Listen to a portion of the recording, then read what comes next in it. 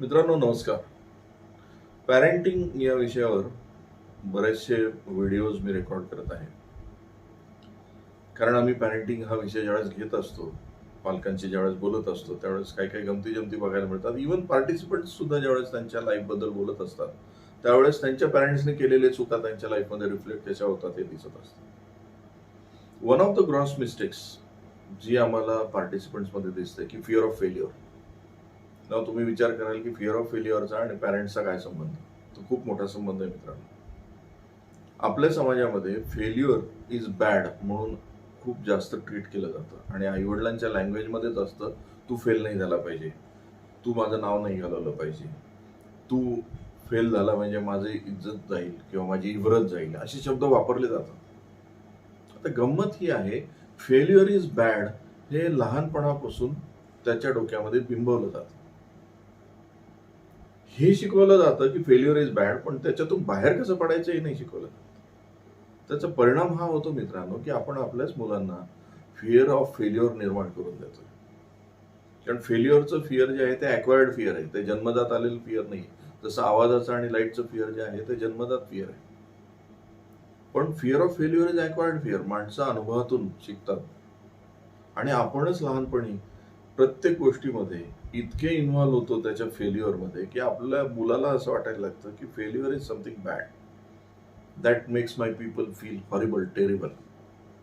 आणि त्याचं पुढचं आयुष्य तो फेल्युअरला कसं अवॉइड करता येईल याच्यातच घालायला लागतं. आणि ते इतकं इनडायरेक्टली इनग्रेन झालेलं असतं की त्याला लक्षात पण येत नाही की प्रसंगी तो पळून जातो, पण तो फेल्युअरला फेस नाही करू शकत. पण गंमत ही आहे की आपल्याला सुद्धा माहीत झालेलं असतं की जो फेल्युअरला फेस करू शकतो तोच मोठा होऊ शकतो. मग नंतर त्याला हे सांगून उपयोग होत नाही, कारण त्याला खूप मेहनत घ्यावी लागते त्यातून बाहेर यायला. त्यामुळे लक्षात घ्या, तुमच्या मुलांना फेल होऊ द्या, त्यांना फिअर ते फेस करू द्या, त्यांना जाणीव होऊ द्या की फिअर काय असतं त्याचं. ते टॅलेंट इज ओव्हररेटेड नावाचं एक पुस्तक आहे ना, ते सुद्धा वाचा जमलं तर. कारण आपल्याकडे टॅलेंट विलेंट याला खूप महत्व दिलं गेले. असं काही नाहीये मित्रांनो, एक लक्षात घ्या. अकॅडमिकली सक्सेसफुल, लहानपणी खूप यशस्वी असला म्हणजेच ते मूल यशस्वी होणार आहे वगैरे वगैरे हे त्यांच्या डोक्यात बिंबवू नका.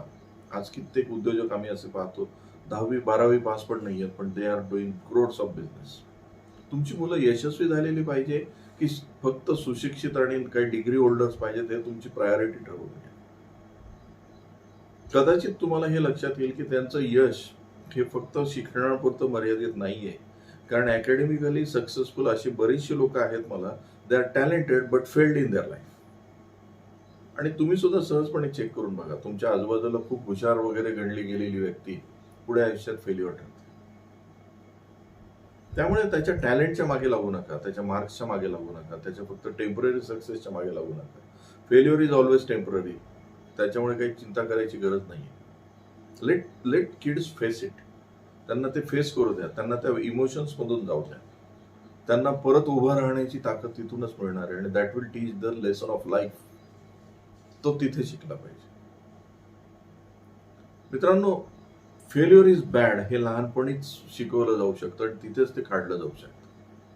त्यामुळे ते तिथेच ट्रीट करा. आज आपण इथेच थांबूया. तुम्हाला हा जो व्हिडिओ आवडला असेल तर याला लाईक करा, शेअर करा, सबस्क्राईब करा. उद्या परत एका नवीन थॉटने आपण भेटूया. नमस्कार.